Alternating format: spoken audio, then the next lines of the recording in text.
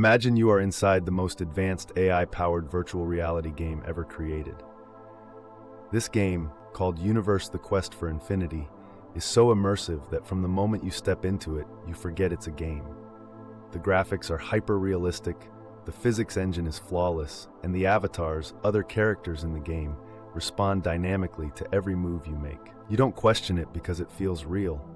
So real that you identify completely with the avatar you're controlling. You believe this character is you. This game world is vast. Galaxies, solar systems, planets, cities, societies, each filled with unique landscapes and endless experiences.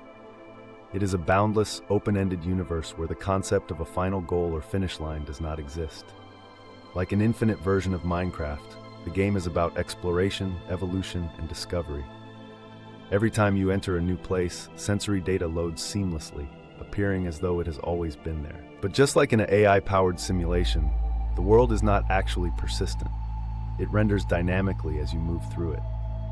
The places, people, and experiences you encounter are all generated based on the game's underlying algorithms and your avatar's pre-existing settings, your beliefs, preferences, and choices.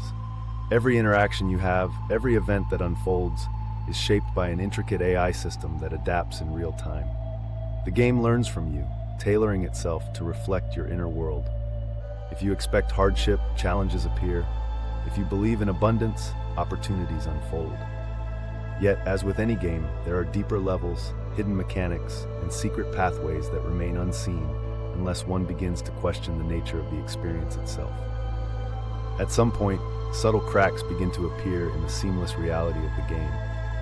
Maybe it's a fleeting sense of déjà vu, as if you've lived this moment before, or a strange synchronicity, thinking of something and then seeing it manifest almost instantly. Perhaps you notice how certain patterns keep repeating, how the same struggles, fears, or conflicts arise no matter what choices you make. Even the avatars around you, once so unpredictable, seem to follow scripted loops, responding in eerily familiar ways. At first you brush it off, coincidence you tell yourself, but the feeling lingers. The more you observe, the more you sense an underlying structure, an invisible framework shaping everything. And then it hits you. This world is not as solid as it seems. There's a hidden aspect to the game, a way to see through the illusion. But how? The answer lies not in playing harder, but in questioning who or what is playing. Who am I if I'm not this character in the game? At first, the question seems impossible to answer. It feels like a riddle with no solution. But the seed has been planted, and now it grows, quietly changing how you perceive everything around you. You begin to notice the small things you never questioned before, the way your avatar automatically reacts to situations, almost as if it's been programmed to behave in specific ways. You start to observe patterns in its behavior, the subtle repetitions, the way it always follows certain paths. Even more intriguing is the invisible logic that shapes everything, the unspoken rules that govern the world you inhabit. The more you look, the more you realize how much of the game is controlled by unseen forces, and you begin to suspect that it isn't as solid or real as you once thought. Maybe, just maybe, the game is far more fluid than you ever imagined. Then one day, something shifts. Maybe it happens gradually, like a slow dissolve, or maybe it's sudden, like a glitch in the system. You experience a moment of absolute stillness, a pause so deep that your identification with the character drops away. In that moment, you recognize the truth. You are not the avatar. You are the player. The moment this realization dawns, everything changes. The game is still running, but now you see it for what it is. You remember that you were the one who put on the headset, who chose to play. The character you were so invested in was just an avatar, a role within the simulation. And now, with this awareness, the game appears in a new light. From this perspective, you see that Universe: The Quest for Infinity operates on a self-generating AI system. Everything in it, from the landscapes to the interactions, is dynamically rendered based on your avatar's belief system. The moment you believe something to be true, the game generates experiences to match. The deeper the belief, the more solid and unchangeable the experience seems. But now that you're aware, you realize that beliefs are just settings in the game's back end. They are not absolute. They can be changed. And here's where it gets interesting. As a conscious player, you're no longer bound by the same rigid constraints. The game that once felt deterministic now feels fluid. You understand that the avatars, the AI-driven characters you once mistook for autonomous beings, are merely responding to the game's programming, just as you once did. You see how events unfold not as random occurrences, but as algorithmic outputs based on belief structures.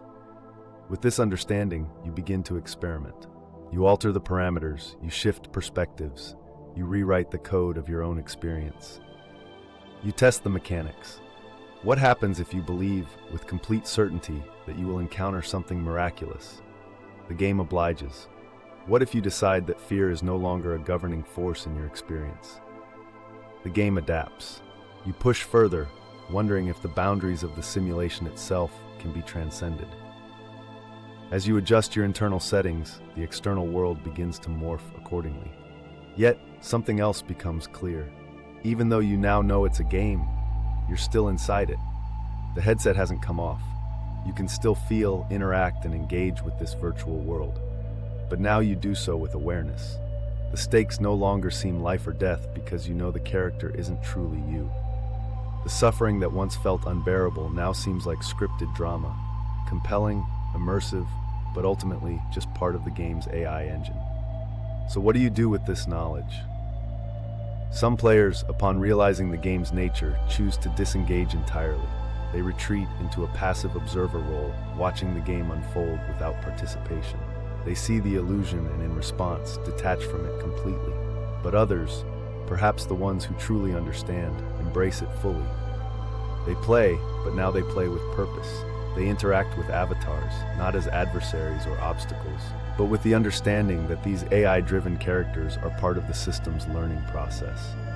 They shape their experiences consciously, knowing that the game itself is a mirror reflecting the beliefs they bring into it. This shift in awareness transforms the experience.